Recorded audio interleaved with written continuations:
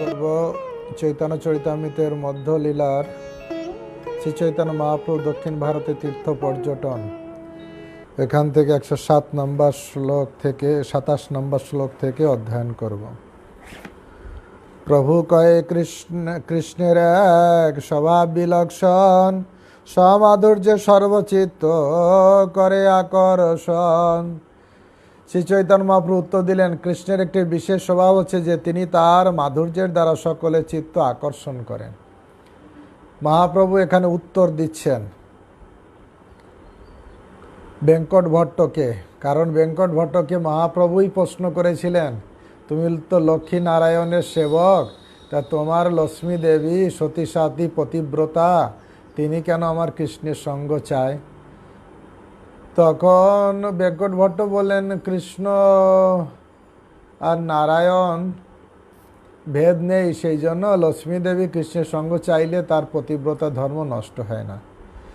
তারপরে আবার মহাপ্রভু জিজ্ঞাসা করলেন, তাও তো তোমার নারায়ণ তোমার লক্ষ্মী দেবী সঙ্গ চাইলেন, কিন্তু কেন তিনি রাসলীলায় প্রবেশ করতে পারলেন না? এখনও সেই বেলবনে এখনও তপস্যা করছেন কেন? তখন বেঙ্কট ভট্ট বললেন, আমার ক্ষুদ্র জীব সহজে অস্থির, ঈশ্বরের লীলা কোটি সমুদ্র গম্ভীর, এ আমি ঠিক বুঝতে পারছি না। তুমি হচ্ছে সাক্ষাৎ সেই কৃষ্ণ, জানো নিজ কর্ম, যারে জানাও সেই জানে তোমার লীলা মর্ম। তুমি সাক্ষাৎ কৃষ্ণ, তুমি সব লীলার গুড়ো অর্থ জানো, আমি তো বুঝি না, তাই তুমি যদি কাউকে জানাও সেই জানতে পারে। তখন মহাপ্রভু উত্তর দিচ্ছেন, কৃষ্ণের এক স্বভাব বিলক্ষণ, সমাধুর্যে সব চিত্ত করে আকর্ষণ। এ হচ্ছে এটা মহাপ্রভুর ভগবানের কৃষ্ণের চৈতন্য মহাপ্রভু উত্তর দিলেন, কৃষ্ণের একটি বিশেষ স্বভাব হচ্ছে যে তিনি তার মাধুর্যের দ্বারা সকলের চিত্ত আকর্ষণ করেন। এই জন্য কৃষ্ণের আর এক নাম হচ্ছে সর্বাকর্ষক। ব্রজলোকের ভাবে পাইয়ে তাহার চরণ, তারে ঈশ্বর করি নাহি জানে ব্রজজন। গোলক বৃন্দাবনে শ্রীকৃষ্ণের নিত্য পার্শ্বদের আনুগত্যের ফলে শ্রীকৃষ্ণের চরণাশ্রয় লাভ করা যায়। সেই সমস্ত ব্রজবাসীরা জানে না শ্রীকৃষ্ণ হচ্ছেন পরমেশ্বর ভগবান। ব্রজবাসীরা কৃষ্ণকে ভালোবাসে, কিন্তু পরমেশ্বর ভগবান রূপে ভালোবাসে না। তারা তাদের নিজ জন, তারা কৃষ্ণকে তাদের নিজ জন হিসেবে মনে করে। কিভাবে বিভিন্ন রসে সখ্য বাৎসল্য মধুর বিভিন্ন রসে তার সঙ্গে লীলা করে। কেহ তারে পুত্র জ্ঞানে উদুখলে বান্ধে, কেহ সখা জ্ঞানে যিনি চড়ে তার কান্দে। কেউ পুত্র জ্ঞানে তালে উলুখদে বাঁধে, যশোদা মা পরমেশ্বর ভগবান হলেও কি হবে, তাকে উদুখলে বেঁধে রাখে। আর সখ্যভাবে শ্রীদাম সুদাম বসুদাম কি করে, চার কাঁধে চড়ে। ব্রজেন্দ্র নন্দন বলে তারে জানে ব্রজজন, ঐশ্বর্য জ্ঞানে নাই কোন সম্বন্ধ মানন। ব্রজজনেরা শ্রীকৃষ্ণকে নন্দ মহারাজের পুত্র বলে জানেন, ঐশ্বর্য জ্ঞানে তার সঙ্গে তাদের কোনো সম্পর্ক নেই। ঐশ্বর্য জ্ঞানে ভালোবাসাটা শিথিল হয়ে যায়। ঐশ্বর্য জ্ঞানে সব জগৎ মিশ্রিত, ঐশ্বর্য শিথিল প্রেমে নাহি মোর প্রীত। ভগবান কৃষ্ণ বলেন যে ঐশ্বর্য জ্ঞানে সব জগতে বেশিরভাগ আমাকে ঐশ্বর্য জ্ঞানে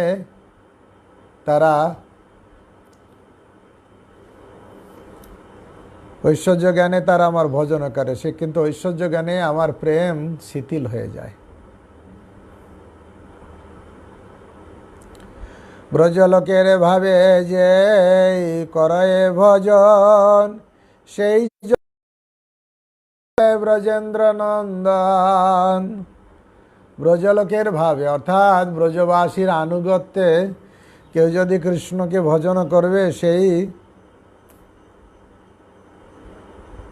সেই জন পায় ব্রজে ব্রজেন্দ্রনন্দ, সেই ব্রজেন্দ্রনন্দনকে সেই পেতে পারে।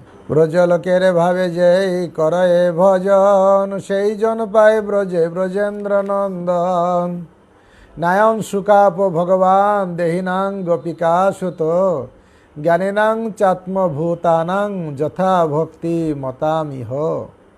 পরমেশ্বর ভগবান যশোদা পুত্র শ্রীকৃষ্ণ রাগানুগা ভক্তিপরায়ণ ভক্তদের কাছে সুলভ, মনোধর্মী জ্ঞানী ব্রত তপস্যা পরায়ণ আত্মরামের কাছে তেমন সুলভ নয়। আত্মারাম তারাও তাদের কাছেও কৃষ্ণ এত সুলভ নয় যেটা ব্রজগোপীদের কাছে, ব্রজবাসীদের কাছে কৃষ্ণ যত সুলভ। শ্রুতিগণ গোপীগণের অনুগত হইয়া, ব্রজেশ্বরী সুত ভজে গোপী ভাব লইয়া। শ্রুতিগণ গোপীদের আনুগত্য হয়ে গোপী ভাব অবলম্বন করে যশোদানন্দ কৃষ্ণের ভজনা করেছিলেন। শ্রুতিগণ শ্রীকৃষ্ণের রাসমণ্ডলে প্রবেশ করার চেষ্টা করে যখন সফল হলেন না এবং হৃদগত গোপীভাব নিয়েও যখন প্রবেশ করতে পারলেন না, তখন বাহ্যে গোপীদেহ ও অন্তরে গোপীভাব গ্রহণ করে গোপীদের আনুগত্য হয়ে শ্রীকৃষ্ণের রাসে প্রবেশ করেছিলেন। আনুগত্যে ভজন। বাহ্যাভ্যন্তরে গোপী দেহ ব্রজে যবে পাইল, সেই দেহে কৃষ্ণ সঙ্গে রাস ক্রীড়া কইল। শ্রুতিগণ যখন ব্রজভূমিতে জন্মগ্রহণ করে বাহ্যে গোপী দেহ এবং অন্তরে গোপী ভাব প্রাপ্ত হলেন, তখন তারা শ্রীকৃষ্ণের রাসলীলায় অংশগ্রহণ করতে পেরেছিলেন। ব্রজগোপীর আনুগত্য স্বীকার করেছিলেন, কিন্তু লক্ষ্মী দেবী সেটা করেননি, সেই জন্য উনি পাননি। গোপজাতি কৃষ্ণ গোপী প্রেয়সী তাহার, দেবী বা অন্য স্ত্রী কৃষ্ণ না করে অঙ্গীকার। শ্রীকৃষ্ণ জাতিতে গোপ এবং গোপীরা হচ্ছেন তার প্রেয়সী। শ্রীকৃষ্ণ কখনো স্বর্গের দেবী অন্য কোনো স্ত্রীর সঙ্গ করেন না। লক্ষ্মী চায় সেই দেহে কৃষ্ণের সঙ্গম, গোপিকা অনুগা হইয়া না কইল ভজন। লক্ষ্মী দেবী বৈকুণ্ঠের লক্ষ্মী দেবী, কিন্তু কি হলো, তিনি কৃষ্ণের সঙ্গ পেল না কেন? তার কারণ হচ্ছে লক্ষ্মী দেবী তার সেই চিন্ময় দেহ নিয়ে, গোপী দেহ না, সেই বৈকুণ্ঠের দেহ নিয়ে কৃষ্ণের সঙ্গ করতে চেয়েছিলেন, কিন্তু তিনি গোপিকাদের অনুগত হয়ে কৃষ্ণের ভজনা করেননি। অন্য দেহে না পাইয়ে রাসবিলাস, অতএব নায়ং শ্লোক কহে বেদ ব্যাস। গোপীদেহ ভিন্ন অন্য কোনো দেহ নিয়ে শ্রীকৃষ্ণের সঙ্গে রাসবিলাস করা যায় না, তাই বেদ ব্যাস নায়ং সুখাপ ভগবান শ্লোকটির মাধ্যমে সেই তত্ত্ব প্রতিপন্ন করেছেন। পূর্বে ভট্টের মনে এক ছিল অভিমান, শ্রীনারায়ণ হয়েন স্বয়ং ভগবান। বেঙ্কট ভট্টের ভিতর একটা ভাব ছিল যে আমি লক্ষ্মীনারায়ণের ভজনা করছি, নারায়ণ হচ্ছে স্বয়ং ভগবান। কারণ দক্ষিণ ভারতে এই কথা খুব প্রচলন আছে। তারা ভাবে যে নারায়ণ, আদি নারায়ণ থেকে কৃষ্ণ এসেছেন, কিন্তু ব্রহ্মা নিজেই বলছেন গোবিন্দম আদি পুরুষম তমহম ভজামি।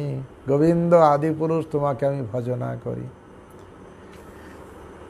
সেটাই তার পূর্বে বেঙ্কট ভট্টের মনে একটা অভিমান ছিল যে শ্রী নারায়ণ হলেন স্বয়ং ভগবান। তাহার ভজন সর্ব পরিকক্ষা হয়, শ্রী বৈষ্ণব ভজনে সর্বোপরি হয়। বেঙ্কট ভট্টের মনে মনে ছিল এই ভাব, তাই তিনি মনে করতেন যে নারায়ণের ভজনই সর্বশ্রেষ্ঠ ভজন, অতএব শ্রী বৈষ্ণবের ভজন সর্বোত্তম। এই তার গর্ব প্রভু করিতে খণ্ডন, পরিহাস দ্বারে উঠায়াতে কবচন। তার অহংকার খণ্ডন করার জন্য চৈতন্য মহাপ্রভু বেঙ্কট ভট্টকে এইসব পরিহাস করে বললেন। প্রভু কয়ে ভট্ট তুমি না করিও সংশয়, স্বয়ং ভগবান কৃষ্ণ এই তো নিশ্চয়। চৈতন্য মহাপ্রভু তাকে বললেন, বেঙ্কট ভট্ট, শ্রীকৃষ্ণ যে স্বয়ং ভগবান সে সম্বন্ধে মনে কোনো সংশয় রেখো না। কৃষ্ণের বিলাস মূর্তি শ্রীনারায়ণ, অতএ লক্ষ্মী আদ্যে হরে তে মন। শ্রীনারায়ণ কৃষ্ণের বিলাস মূর্তি, তাই তিনি লক্ষ্মী দেবী তার অনুশীলনে চিত্ত হরণ করেন, অনুগামীদের চিত্ত হরণ করেন। ভাগবতমে বর্ণনা করা হয়েছে তৃতীয় অধ্যায়ে, প্রথম স্কন্দের তৃতীয় অধ্যায়ে অনেক মৎস্য কুর্ম বরাহ অনেক অবতারের কথা বর্ণনা করতে করতে যে লাস্টে কি বলছেন, এতে চাংশ কলা পুংসং কৃষ্ণস্তু ভগবান স্বয়ং ইন্দ্রিয়ারি ব্যাকুলং লোকং মীড়য়ন্তি যুগে যুগে। ভগবান এই সমস্ত অবতারেরা পুরুষাবতারের অংশ অথবা কলা, কিন্তু শ্রীকৃষ্ণ হচ্ছেন স্বয়ং পরমেশ্বর ভগবান। যুগে যুগে তিনি অসুরদের অত্যাচার থেকে জগৎকে রক্ষা করার জন্য আবির্ভূত হন। নারায়ণ হইতে কৃষ্ণের অসাধারণ গুণ, অতএব লক্ষ্মীর কৃষ্ণে তৃষ্ণা অনুক্ষণ। নারায়ণ থেকে কৃষ্ণের অনেক গুণ বেশি আছে। যেহেতু শ্রীকৃষ্ণের 4টি অসাধারণ গুণ রয়েছে যা নারায়ণে নেই, তাই লক্ষ্মী দেবী শ্রীকৃষ্ণের সঙ্গলাভের জন্য সর্বদা সতৃষ্ণ থাকেন। তাই বিষ্ণুর আছে, নারায়ণের আছে 60টি গুণ, কিন্তু কৃষ্ণের আছে 64টি গুণ। 60টি দিব্য গুণ রয়েছে, সেই 60টি গুণের উপর আরও 4টি অসাধারণ গুণ শ্রীকৃষ্ণের আছে যা নারায়ণে নেই। এই 4টি গুণ কি? অতি অদ্ভুত চমৎকার লীলাসমূহ, লীলা মাধুরী, যা সমুদ্রের সঙ্গে তুলনা করা হয়। অতুলনীয় মাধুর্য প্রেম সমন্বিত সর্বশ্রেষ্ঠ ভক্তদের দ্বারা, গোপিকাদের অর্থাৎ ভক্ত পরিবৃত। শ্রীকৃষ্ণ তার বংশীধ্বনি দ্বারা ত্রিজগৎকে আকৃষ্ট করেন। বেণু মাধুরী, কৃষ্ণের অপূর্ব মাধুর্য যা বিশ্ব চরাচরকে মুগ্ধ করে। কৃষ্ণের অসমর্থ সৌন্দর্য। রূপমাধুরী অর্থাৎ লীলা মাধুরী, রূপমাধুরী, বেণু মাধুরী এবং ভক্ত পরিবৃত, এই 4টি অধিক গুণ কৃষ্ণের ভিতরে আছে যা বিষ্ণুর ভিতরে নেই। তুমি যে পড়িলা শ্লোক সে হয় প্রমাণ, সেই শ্লোকে আইসে কৃষ্ণ স্বয়ং ভগবান। তুমি যে শ্লোকটির উল্লেখ করেছিলে সেই শ্লোকটিতে প্রমাণিত হয় যে শ্রীকৃষ্ণ হচ্ছেন স্বয়ং ভগবান।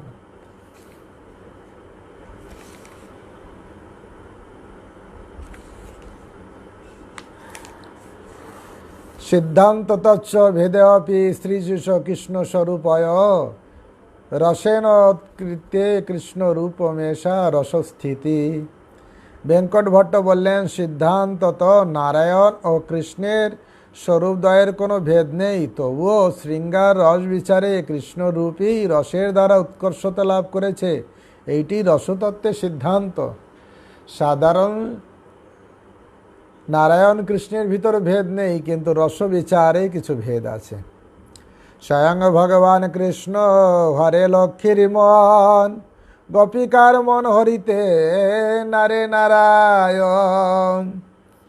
যদিও নারায়ণ আর কৃষ্ণ সাধারণত এক, কিন্তু কৃষ্ণের যে রূপমাধুরী, বেণু মাধুরী, লীলা মাধুরী, ভক্ত পরিবৃত, এর দ্বারা লক্ষ্মী দেবীর মন আকর্ষণ করেন। কিন্তু গোপিকারা যারা কৃষ্ণের ভক্ত, তাদের মন কখনো নারায়ণের প্রতি আকৃষ্ট নয়। নারায়ণকে দেখেও তার প্রতি আকৃষ্ট হবে না। তার প্রমাণ শ্রীমদ্ ভাগবতমে বর্ণনা আছে, যেখানে ললিত মাধব শ্লোকে, ললিত মাধব নাটকে রূপ গোস্বামী বলেছেন। তার আগে বলছেন, নারায়ণের কা কথা শ্রীকৃষ্ণ আপনে, গোপিকারে হাস্য করাইতে হয় নারায়ণে। নারায়ণ রূপে তো গোপীরা আকৃষ্ট নয়, এমনকি কৃষ্ণও কখনো যদি নারায়ণ রূপ ধারণ করে তার প্রতি গোপীরা আকৃষ্ট নয়। চতুর্ভুজ মূর্তি দেখায় গোপীগণের আগে, সেই কৃষ্ণ গোপিকার নহে অনুরাগে। শ্রীনারায়ণের কি কথা, শ্রীকৃষ্ণ নিজেই গোপিকাদের সঙ্গে পরিহাস চলে নারায়ণের রূপ ধারণ করেছিলেন, কিন্তু তার চতুর্ভুজ মূর্তি দেখে তার প্রতি গোপিকাদের অনুরাগ হয়নি। গোপীনাং পশুপেন্দ্র নন্দ যশ ভাবস্য কস্তাঙ্কৃতি বিজ্ঞাতুম ক্ষমতে দূঢ় পদবী সঞ্চারিণী প্রক্রিয়াম আবিষ্কুর্বতী বৈষ্ণবীমপি তনুং তস্মিন ভুজর্বি যাসাং হন্ত চতুর্ভিজদ্ভুরুচিরং রাগদয় কুঞ্চতি। এক সময় শ্রীকৃষ্ণ কৌতুক সহকারে তার অপূর্ব সুন্দর চতুর্ভুজ নারায়ণ মূর্তি প্রকাশ করেন। অত্যন্ত সুন্দর সেই রূপ দর্শন করে কিন্তু গোপিকাদের অনুরাগ সংকুচিত হয়। তাই নন্দন শ্রীকৃষ্ণের প্রতি অনন্য ভাবযুক্ত গোপিকাদের প্রেমের মহিমা বিদগ্ধ পণ্ডিতেরা হৃদয়ং করতে পারেন না। শ্রীকৃষ্ণের প্রতি পরম রস সমন্বিত গোপিকাদের ভাব সবচাইতে নিগুড় পারমার্থিক রহস্য। এত কহি প্রভু তার গর্বচূর্ণ করিয়া তারে সুখ দিতে কহে সিদ্ধান্ত ফিরাইয়া। দুঃখ না ভাবিও ভট্ট কইনু পরিহাস, শাস্ত্র সিদ্ধান্ত শুনো যাতে বৈষ্ণব বিশ্বাস। এইভাবে বেঙ্কট ভট্টের গর্ব খর্ব করে তাকে সুখ দেওয়ার জন্য এই সিদ্ধান্তে পরিবর্তন করে তিনি বেঙ্কট ভট্টকে বললেন, তুমি মনে দুঃখ পেও না, এই সমস্ত কথা আমি তোমাকে পরিহাস চলে বললাম, এখন শাস্ত্রের সিদ্ধান্ত শোনো যাতে বৈষ্ণবরা বিশ্বাস করেন। কৃষ্ণ নারায়ণ জয়ছে একই স্বরূপ, গোপী লক্ষ্মী ভেদ নাই হয় এক রূপ। শ্রীকৃষ্ণ এবং নারায়ণে কোনো ভেদ নেই, কেননা তারা একই স্বরূপ, তেমনি গোপী এবং লক্ষ্মীতে কোনো ভেদ নেই, কেননা তারাও এক রূপ। গোপী দ্বারে লক্ষ্মী করে কৃষ্ণ সঙ্গাস্বাদ, ঈশ্বরত্বে ভেদ মানিলে হয় অপরাধ। গোপীদের মাধ্যমে লক্ষ্মী দেবী কৃষ্ণ সঙ্গ আস্বাদন করেন, ভগবানের বিভিন্ন রূপে ভেদ বুদ্ধি করলে অপরাধ হয়। এর ঈশ্বর ভক্তের ধ্যান অনুরূপ একই বিগ্রহ করে নানাকার রূপ। ভগবানের অপ্রাকৃত রূপে কোনো ভেদ নেই, ভক্তের আসক্তি অনুসারে ভগবান ভিন্ন ভিন্ন রূপে নিজেকে প্রকাশ করেন। প্রকৃতপক্ষে ভগবান একই, কিন্তু তার ভক্তদের সন্তুষ্টির জন্য তিনি ভিন্ন ভিন্ন রূপে প্রকাশিত হয়। প্রভুপাদ তাৎপর্যে বলছেন, অদ্বৈতম অচ্যুত অনাদি অনন্ত রূপম আদ্যং পুরাণ পুরুষ নবযৌবনঞ্চ। অদ্বৈত, ভগবান অদ্বৈত, তিনি এক ও অদ্বিতীয়। কৃষ্ণ, রাম, নারায়ণ এবং বিষ্ণু রূপে কোনো পার্থক্য নেই, সকলেই।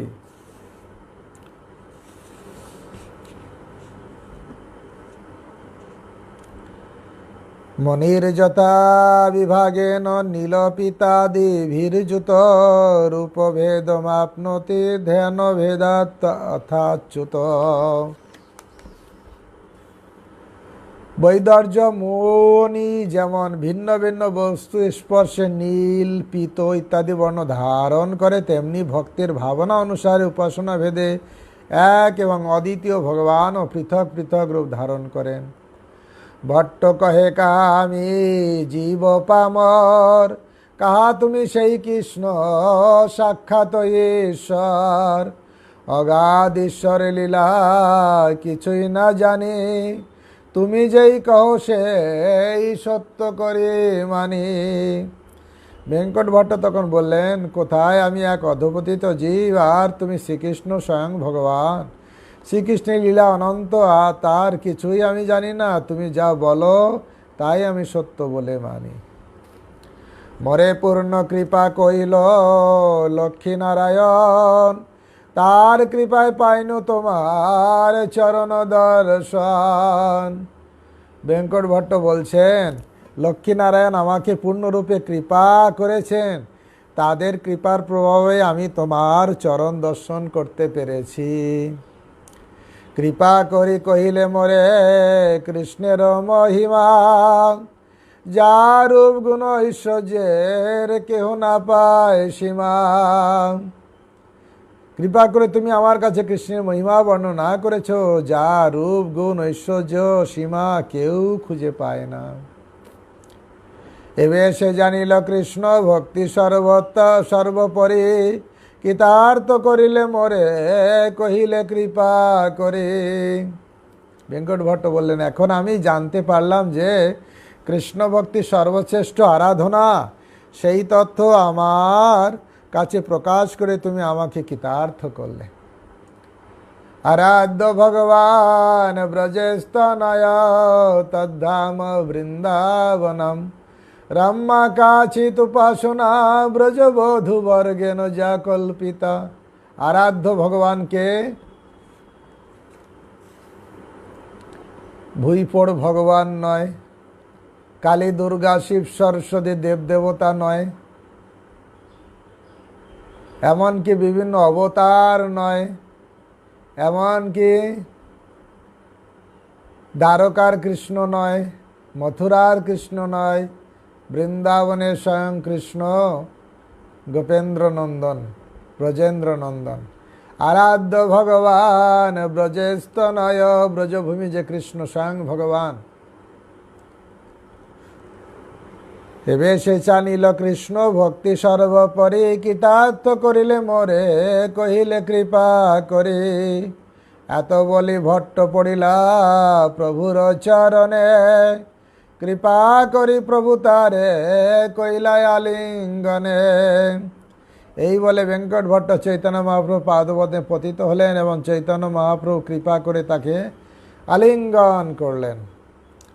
চাতুর্মাস পূর্ণ হইল, ভট্ট আজ্ঞা লইয়া দক্ষিণ চলিলা প্রভু শ্রীরঙ্গ দেখিয়া।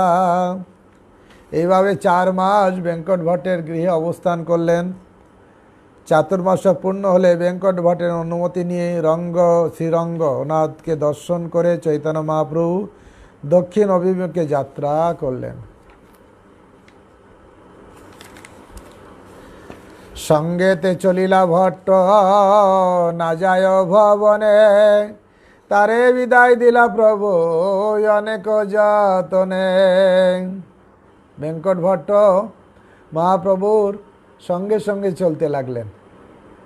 যেরকম কুর্ম বিপ্র মহাপ্রভুর সঙ্গে যেতে চাইলেন, যেখানে যান সেইখানকার গৃহস্থ ভক্তরা মহাপ্রভুর সঙ্গ ছাড়তে চায় না, মহাপ্রভুর সঙ্গে হাঁটা দিতে শুরু করে। আর বেঙ্কট ভট্ট চৈতন্য মহাপ্রভুর সঙ্গে সঙ্গে চললেন। তিনি তার গৃহে ফিরে যেতে চাইলেন না। অনেক যত্ন করে বুঝিয়ে চৈতন্য মহাপ্রভু তাকে বিদায় দিলেন। প্রভুর বিয়োগে ভট্ট হইল অচেতন, এই রঙ্গলীলা করে শ্রী সচিনন্দন। আর মহাপ্রভুর বিরহে বেঙ্কট ভট্ট একদম বিরহে অচেতন হয়ে পড়লেন। হা কৃষ্ণ, হে গৌরাঙ্গ, দর্শন পেয়েছিলাম, আবার তুমি দৃষ্টির আড়াল হবে, সেই বিরহে তিনি একদম কাতর হয়ে মূর্ছিত হয়ে পড়ে গেলেন। সত্যিকারে বিরহ। আশ্লিষ্ট বা পাদরতং পিনষ্টমা মদর্শনম মর্মাহত করত বা না যুগায়িতং নিমেষেন চক্ষুষা প্রবিশ্যায়িতম শূন্যায়িতম জগৎ সর্বম গোবিন্দ বিরহেনে। গোবিন্দের বিরহে এক কাল সম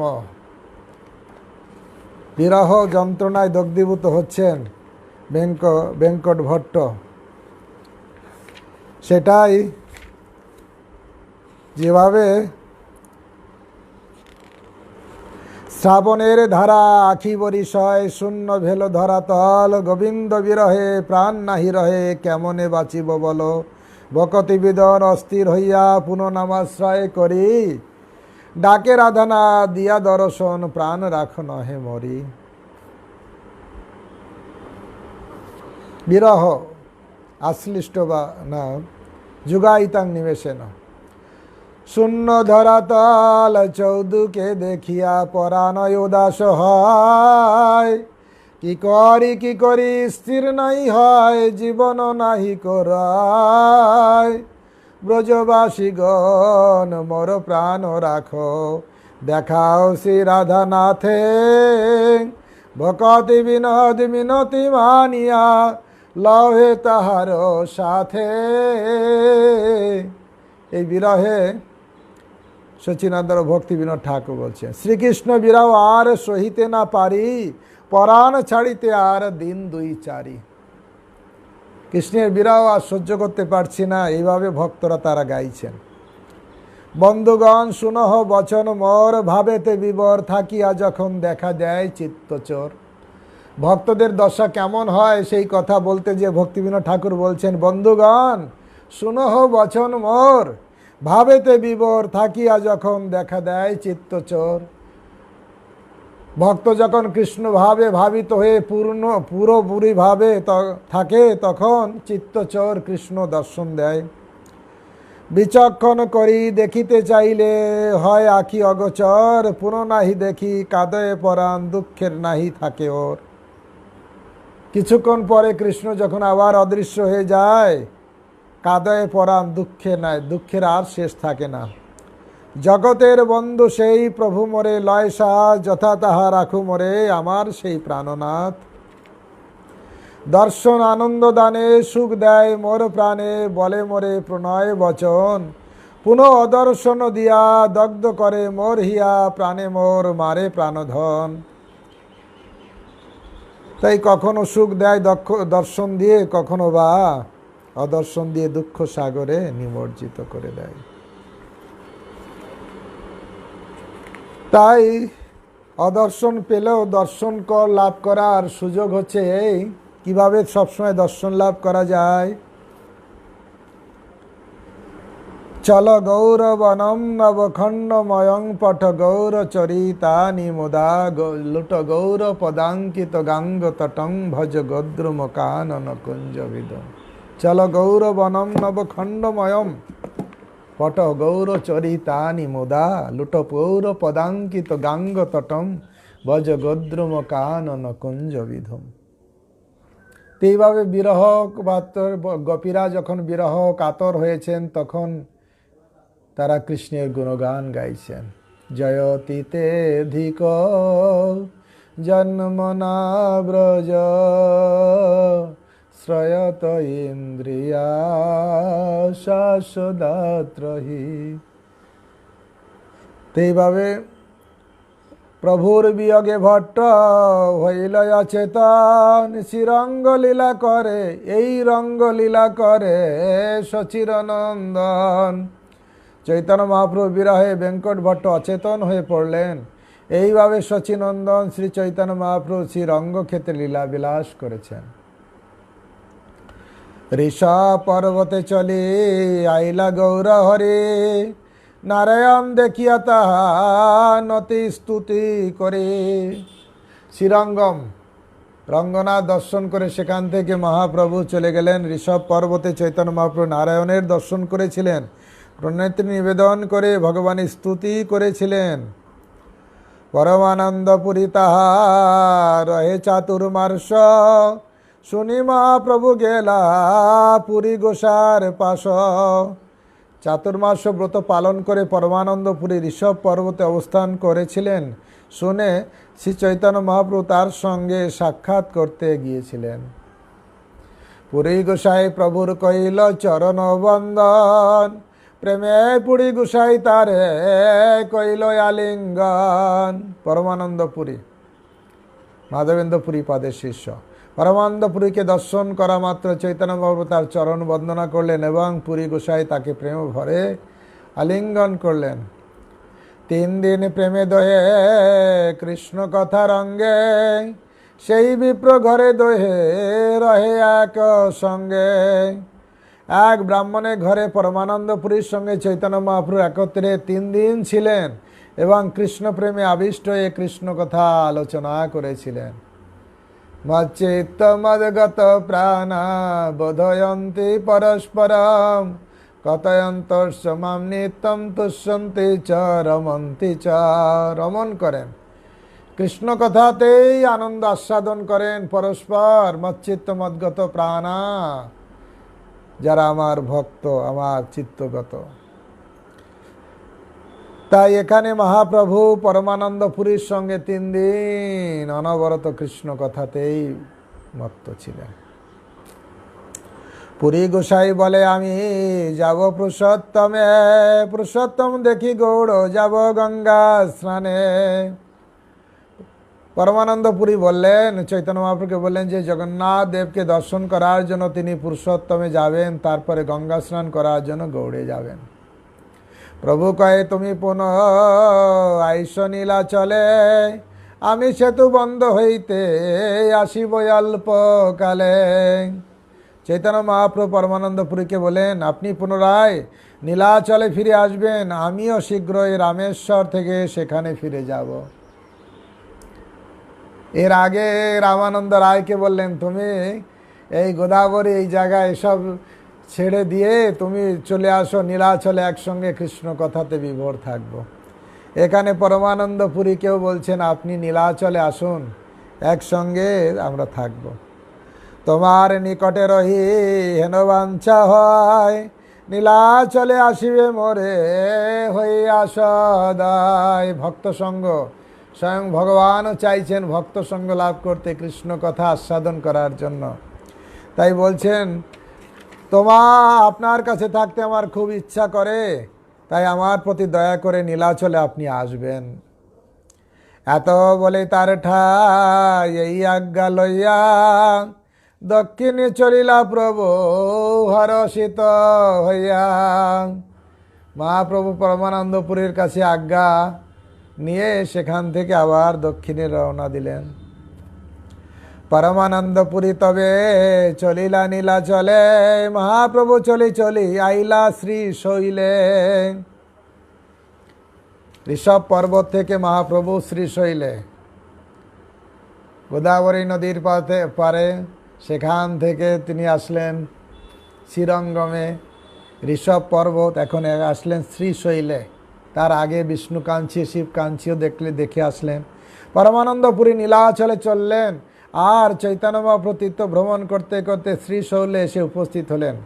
ভক্তিরাজ ঠাকুরে মন্তব্য করেছেন এখানে ছিল কৃষ্ণদাস কবিরাজ গোস্বামী। কোন শৈলের কথা বলেছেন তা বোঝা যায় না। এটি মল্লিকার্জুনের মন্দির নয়, যেহেতু ধারওয়াড় জেলায় অবস্থিত শ্রীশৈল এটি নাও হতে পারে। তা বেলগ্রামের দক্ষিণে সেখানে অনাদি লিঙ্গ মল্লিকার্জুন বিরাজমান। কথিত আছে যে সেই পর্বতে দেবী সহ মহাদেব বাস করতেন। সমস্ত দেবতাগণ ব্রহ্মাও সেখানে বাস করতেন। শিব দুর্গা রহে তা ব্রাহ্মণের বেশে, মহাপ্রভু দেখি দুয়ার হইল উল্লাসে। কারা দুইজন? শিব এবং দুর্গা শ্রীশৈলের উপরে বসবাস করে। সেখানে শিব এবং দুর্গা ব্রাহ্মণের বেশে, ব্রাহ্মণীর বেশে বাস করতেন। চৈতন্য মহাপ্রভু দেখে তারা অত্যন্ত আনন্দিত হয়েছিলেন। বেশি দিন আগের কথা নয়, মাত্র 500 বছর আগের কথা। দেবতারা বাস করতেন। 3 দিনে ভিক্ষা দিল করি নিমন্ত্রণ, নিবৃতে বসি গুপ্ত কথা কহে 2 জন। 3 দিন তারা চৈতন্য মহাপ্রভুকে নিমন্ত্রণ করে ভিক্ষা দিয়েছিলেন। নিবৃতে বসে তারা 2 জন তাদের সঙ্গে গোপনীয় বিষয়ে আলোচনা করেছিলেন। ভক্ত ভগবানের ভিতর কি গোপনীয় কথা। শিব হচ্ছেন পরম বৈষ্ণব, বৈষ্ণবনাম যথা শম্ভু। 2 জনেই সেখানে নিভৃতে বসে 2 জন কৃষ্ণ কথা আলোচনা করেছিলেন, গোপনীয় কথা। তার সঙ্গে মহাপ্রভু করে ইষ্ট গোষ্ঠী, তার আজ্ঞা লইয়া আইলা পুরী কাম কষ্টি। মহাদেবের সঙ্গে ইষ্টগোষ্ঠী করে চৈতন্য মহাপ্রভু তার কাছ থেকে বিদায় নিয়ে কামকষ্টি পুরী গিয়েছিলেন। দক্ষিণ মথুরা আইলা কামকষ্টি হইতে, তাহা দেখা হইল আগে ব্রাহ্মণের সহিতে। কামকষ্টি থেকে চৈতন্য মহাপ্রভু দক্ষিণ মথুরায় গেলেন। সেখানে এক ব্রাহ্মণের সঙ্গে তো দেখা হলো। এই দক্ষিণ মথুরা বর্তমানে মাদুরা নামে পরিচিত। তা ভাগাই নদীর তীরে অবস্থিত। এই স্থানটি বিশেষ করে শৈবদের তীর্থস্থান। এই স্থান পর্বতে ও বনে পূর্ণ। এখানে রামেশ্বর, সুন্দরেশ্বর, মীনাক্ষী দেবী আছেন। এই মীনাক্ষী দেবী মন্দিরটি সুবৃহৎ, বিশেষভাবে দ্রষ্টব্য। এই নগরী বহুকাল পাণ্ডবংশীয় রাজাদের শাসনাধীন ছিল। মুসলমানদের আক্রমণে সুন্দরেশ্বর মন্দিরের অনেক অংশ ধ্বংস হয়ে যায়। 1372 খ্রিস্টাব্দে কল্পনা উদরে মাদুরার সিংহাসন অধিকার করেন। বহুপূর্বে রাজা কুলশেখর এই পুরী নির্মাণ করে এখানে ব্রাহ্মণ উপবেশন স্থাপন করেন। অনন্তগুণ পাণ্ড সম্রাট কুলশেখরের একাদশ স্থান।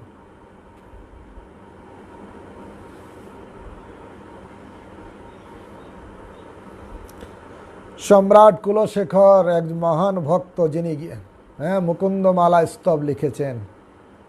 কৃষ্ণ তদীয় পাদ পঙ্কজান্ত মদৈব মে বিশত মানস রাজহংস প্রাণপয়ান সময়ে কফবাত পিত কণ্ঠাবরধ শরণং কুতস্তে।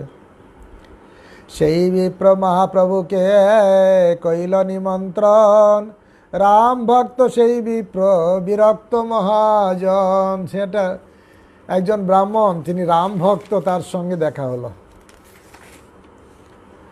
সেই বিপ্র চৈতন্য মহাপ্রভুকে তার গৃহে নিমন্ত্রণ করলেন। তিনি ছিলেন একজন মহান রাম ভক্ত, বিষয় বিরক্ত মহাজন। কিতমালায় স্নান করে আইলা তার ঘরে, ভিক্ষা কি দিবেন বিপ্র পাক নাহি করে। কিতমালা নদীতে স্নান করে চৈতন্য মহাপ্রভু সেই ব্রাহ্মণের গৃহে গেলেন, কিন্তু তিনি কি ভিক্ষা করবেন? তিনি গিয়ে দেখলেন যে সেই ব্রাহ্মণ রন্ধন পর্যন্ত করেননি। তার ভাব দেখুন কেমন ভাবে, লক্ষণ আসবে ফলমূল নিয়ে। তারপরে মহাপ্রভু তারে কহে তারে, শুনো মহাশয়, মধ্যাহ্ন হইল কেন পাক নাহি হয়। চৈতন্য মহাপ্রভু জিজ্ঞাসা করলেন, আরে মহাশয়, মধ্যাহ্নকাল হলো, দুপুর হলো, এখনো কেন পাক করো না? বিপ্র কি বলছিস দেখুন। বিপ্র কহে, পরমর অরণ্য বসতি, পাকের সামগ্রী বনে নামেলে সম্প্রতি। সেই ব্রাহ্মণ তখন উত্তর দিলেন, প্রভু আমরাও অরণ্যে বাস করি, আজকাল বনে রন্ধনের সামগ্রী পাওয়া যাচ্ছে না। বন্য শাক ফলমূল আনিবে লক্ষণ, তবে সীতা করিবেন পাক প্রয়োজন। সেই ভাবে ভাবিত লক্ষণ যখন বনে শাক ফল মূল নিয়ে আসবেন, তখন সীতা দেবী রন্ধন করবেন। তার উপাসনা শুনি প্রভু তুষ্ট হইলা, আস্তে ব্যস্তে সেই বিপ্র রন্ধন করিলা। তার সেই ভাব দেখে মহাপ্রভু খুব খুশি হলেন। কি সবসময় সেই রামচন্দ্রের চিন্তাতে, অষ্টকালীন চিন্তা যেমন সেরকম। প্রভু তখন সেই ব্রাহ্মণ তাড়াতাড়ি আবার মহাপ্রভুর কথা শুনে রান্না শুরু করলেন। প্রভু ভিক্ষা কহিল দিনের তৃতীয় প্রহরে, নির্বিঘ্ন সেই বিপ্র উপবাস করে। দিনের তৃতীয় প্রহরে চৈতন্য মহাপ্রভু ভিক্ষা গ্রহণ করলেন, কিন্তু অত্যন্ত বিষণ্ণ হয়ে সেই ব্রাহ্মণ উপবাসই রইলেন। ব্রাহ্মণ খেলেন না। কেন খেলেন না? মহাপ্রভু জিজ্ঞাসা করছেন, তার সুন্দর উত্তর দিচ্ছেন। প্রভু কহে, বিপ্র কাহা কর উপবাস, কেন এত দুঃখ কেন কর হুতাশ। হে বিপ্র, তুমি কেন উপবাস করছো? এত দুঃখ কেন, এত হতাশ করছো কেন? কি ব্যাপার? মহাপ্রভু জিজ্ঞাসা করলেন। বিপ্র কি বলছেন শুনুন। প্রভু কয়ে, জীবনে মোর নাহি প্রয়োজন, অগ্নি জলে প্রবেশিয়া ছাড়িব জীবন। সেই ব্রাহ্মণ তখন উত্তর দিলেন, আমার বেঁচে থাকার কোনো প্রয়োজন নেই। অগ্নিতে অথবা জলে প্রবেশ করে আমি এই জীবন ত্যাগ করব। কেন ত্যাগ করবেন শুনুন। কেন? জগন্মাতা মহালক্ষ্মী সীতা ঠাকুরানী রাক্ষসী স্পর্শিল তারে ইহা কানে শুনি। আমি কানে শুনতে পাচ্ছি জগৎ জননী সীতা দেবী তাকে রাক্ষসে স্পর্শ করেছে।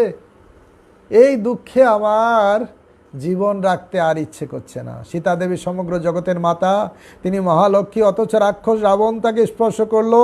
সেই কথা আমার কানে শুনতে হলো। হায় রে হায়, এ শরীর ধরিবারে কভু না জোয়ায়, এই দুঃখে জলে দেহ প্রাণ নাহি রয়। এই জন্য আমার দুঃখে প্রাণ। এই দুঃখে আমার জীবন ধারণ করার কোনো বাসনা নেই, এই দুঃখে আমার দেহ দগ্ধ হয়ে হচ্ছে, অথচ এই দেহ থেকে প্রাণ বেরিয়ে যাচ্ছে না। প্রভু কয়ে ভাবনা না করিও আর, পণ্ডিত হইয়া কেনে করহ না করহ বিচার। চৈতন্য মহাপ্রভু তখন তাকে বললেন, দয়া করে এইভাবে আর দুঃখ করবেন না, আপনি পণ্ডিত, আপনি কেন যথাযথ বিচার করছেন না? ঈশ্বর প্রিয় সীতা চিদানন্দ মূর্তে, প্রাকৃত ইন্দ্রিয়ের তারে দেখিতে নারে শক্তি। শ্রী চৈতন্য মহাপ্রভু তাকে বললেন, সীতা দেবী পরমেশ্বর ভগবান রামচন্দ্রের প্রেয়সী, তার মূর্তি সচ্চিদানন্দময়, প্রাকৃত ইন্দ্রিয়ের দ্বারা তাকে কেউ দর্শন করতে পর্যন্ত পারে না। তার স্পর্শ তো দূরের কথা, প্রাকৃত ইন্দ্রিয় দিয়ে তার দর্শনও পাবে না। স্পর্শিয়ার কার্য আছো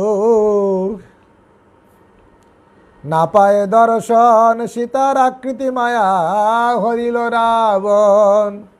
তাকে স্পর্শ করা তো দূরে থাকুক, তাকে দর্শন পর্যন্ত কেউ করতে পারে না। সীতার মায়াময়ী আকৃতি রাবণ হরণ করেছিল, স্বয়ং সীতা নয়। রাবণ আসিতে সীতায় অন্তর্ধান কইল, রাবণের আগে মায়া সীতা পাঠাইল।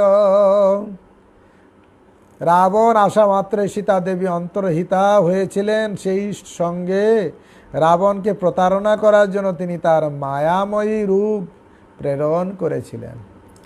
প্রাকৃত বস্তু নহে অপ্রাকৃত বস্তু নহে প্রাকৃত গোচর, বেদ পুরাণেতে এই কহে নিরন্তর।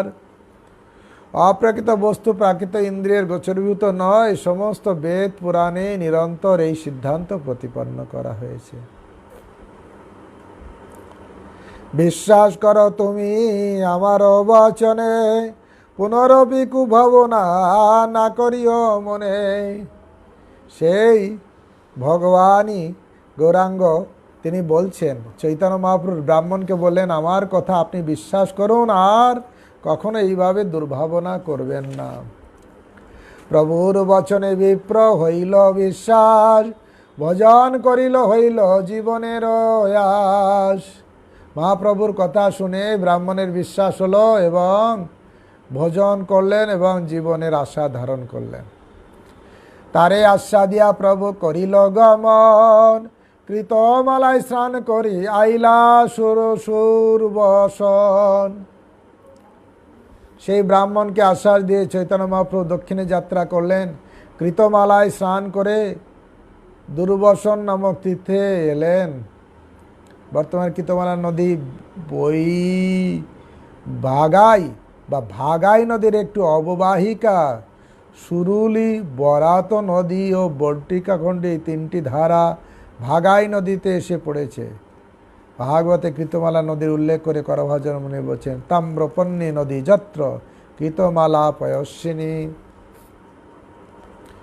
দর্শনে রঘুনাথে কইল দর্শন, দুর্বাসনে রঘুনাথে কইল দর্শন, মহেন্দ্র শৈলে পশুরামের কইল বন্দন।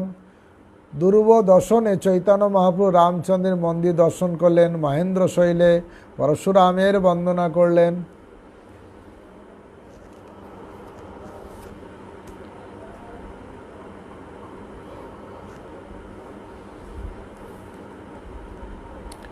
সেতু বন্দে আসি কইল ধনুষ তীর্থে স্নান, রামেশ্বর দেখি তাহা করিল বিশ্রাম। রামেশ্বরের সেতু বন্দে সে চৈতন্য মহাপ্রভু ধনুষ তীর্থে স্নান করলেন। সেখানে রামেশ্বর মন্দির দর্শন করে তিনি বিশ্রাম করলেন।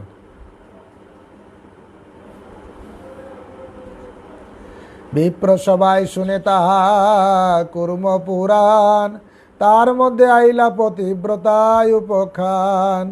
সেখানে ব্রাহ্মণদের সবাই চৈতন্য মহাপ্রভু কুর্ম পুরাণ শ্রবণ করলেন, তার মধ্যে পতিব্রতা উপাখ্যান শুনলেন।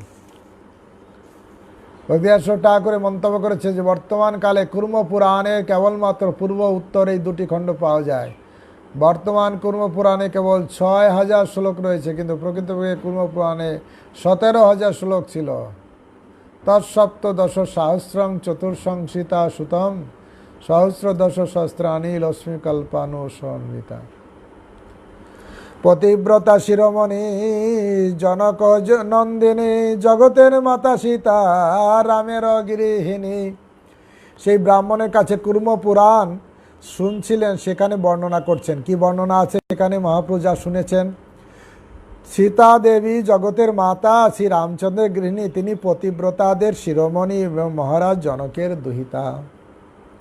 রাবণ দেখিয়া সীতা লইল অগ্নির শরণ, রাবণ হইতে অগ্নি কইল সীতাকে আবরণ।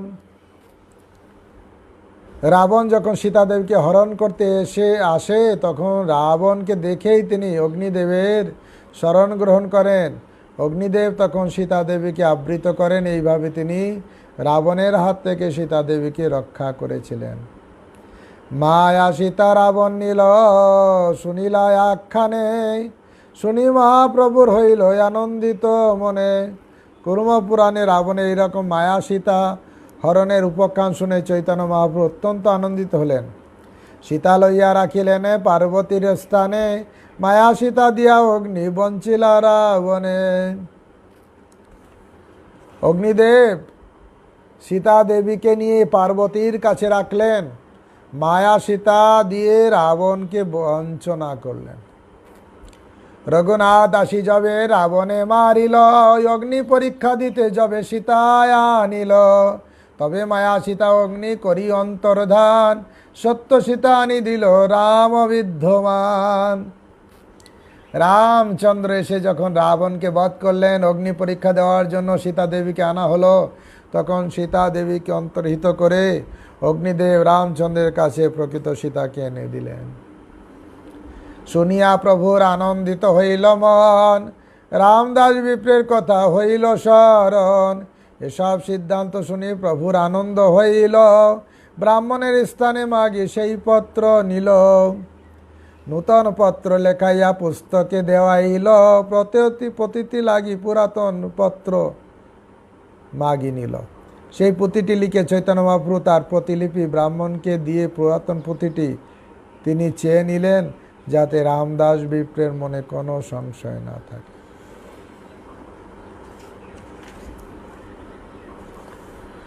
পত্র লইয়া পুনঃ দক্ষিণ মথুরায় আইলা, রামদাস বিপ্রে সেই পত্র আনি দিলা।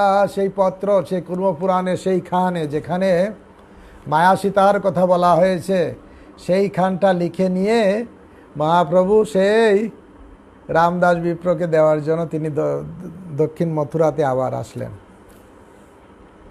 কুর্ম পুরাণ থেকে দুটি শ্লোক, সেটা হচ্ছে কে? সীতয়া আরাধিত বর্ণি ছায়া সীতা মজি জনম, তাং জহায় দশগ্রীব সীতা বর্ণি পুরগতা। পরীক্ষার সময় বর্ণি ছায়া সীতা বিবেশতসা, বর্ণি সীতাং সমানিয়ং তৎ পুরস্তাদনি অথ। সীতা দেবী কর্তৃক প্রার্থিত হয়ে অগ্নিদেব ছায়া সীতা প্রস্তুত করেছিলেন। দশগ্রীব রাবণ সেই ছায়া সীতা হরণ করেছিলেন। মূল সীতা বর্ণিপুরে রইলেন। অগ্নি পরীক্ষার সময় সীতা দেবী অগ্নির মধ্যে প্রবেশ করেন। অগ্নিদেব মূল সীতাকে নিয়ে এসে রামচন্দ্রের সামনে উপস্থিত করলেন। পত্র পাইয়া বিপ্রের হইল আনন্দিত মন, প্রভুর চরণে ধরি করয়ে ক্রন্দন। বিপ্র কয় তুমি সাক্ষাৎ শ্রী রঘুনন্দন, সন্ন্যাসীর বেশে মোরে দিলা দর্শন। সেই বিপ্র আবার বললেন, তিনি তখন বললেন চৈতন্য মহাপ্রভুকে বলতে লাগলেন, তুমি সাক্ষাৎ শ্রী রামচন্দ্র, সন্ন্যাসীর বেশ ধারণ করে তুমি আমাকে দর্শন দিলে। মহাদুঃখ হইতে মোরে করিলা নিস্তার, আজি মোর ঘরে ভিক্ষা কর অঙ্গীকার। মন দুঃখে ভালো ভিক্ষা না দিল সেই দিনে, মোর ভাগ্যে পুনরপি পাইল দর্শনে। মন দুঃখে আমি সেদিন তোমাকে ভালো ভিক্ষা দিতে পারিনি, আজ আমার মহা সৌভাগ্যের ফলে পুনরায় তোমার দর্শন পেলাম। এত বলে সেই বিপ্র সুখে পাক কইল, উত্তম প্রকারে প্রভুকে ভিক্ষা করাইল। সেই রাত্রি তাহারহি তারে কৃপা করে, গণ্ডদেশে তাম্রপর্ণি গেলা গৌর হরি। তাম্রপর্ণি স্নান করি তাম্রপনি পাণ্ডার দেশে দক্ষিণ ভারতে কেরল ও চোল রাজ্যের মধ্যবর্তী প্রদেশ, সেখানে অনেকগুলো পাণ্ডব উপাধিধারী রাজা মাদুরাতে রামেশ্বর রাজত্ব করতেন। নাম উল্লেখ করা হয়েছে তাম্রপল্লী, আর এক নাম পুরনৌ। তার তিন তাম্রপনি স্নান করে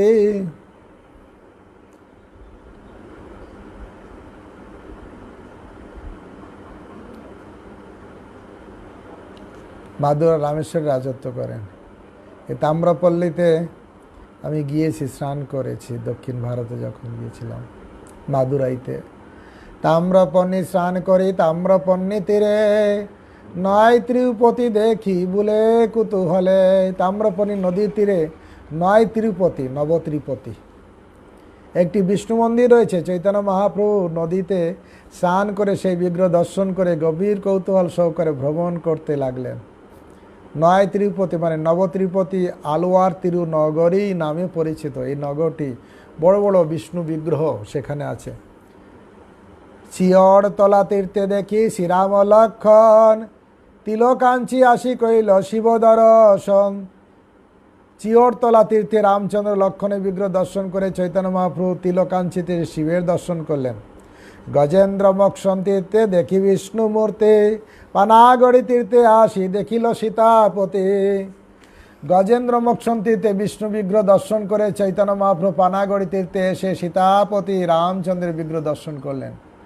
গজেন্দ্র মোক্ষণ মন্দিরকে ভুল করে কেউ কেউ শিব মন্দির বলে মনে করেন। এই মন্দিরটি কৌবের নগরকৌল শহর থেকে প্রায় 2 মাইল দক্ষিণে অবস্থিত। প্রকৃতপক্ষে এই বিগ্রহ শিব বিগ্রহ নয়, বিষ্ণু বিগ্রহ। পানাকুড়ি 3 ভ্যালি শহর থেকে প্রায় 30 মাইল দক্ষিণে পূর্বে এই মন্দিরে রামচন্দ্রের বিগ্রহ ছিল। পরে শৈবগণ তাকে রামলিঙ্গ শিব বলে পূজা করে আসছেন। চামতাপুরে আসি দেখি শ্রীরাম লক্ষণ, শ্রী বৈকুণ্ঠে আসি কইল বিষ্ণু দর্শন। চামতাপুরে এসে তিনি রাম লক্ষণের বিগ্রহ দর্শন করেন। তারপর বৈকুণ্ঠে এসে তিনি বিষ্ণু বিগ্রহ দর্শন করেন। মলয় পর্বতে কইল অগস্ত্য বন্দন, কন্যাকুমারী তাহা কইল দর্শন। চৈতন্য মহাপ্রভু তারপর মলয় পর্বতে যান, সেখানে অগস্ত্যা মুনির বন্দনা করেন। তারপর সেখান থেকে কন্যাকুমারীতে যান। কন্যাকুমারিকা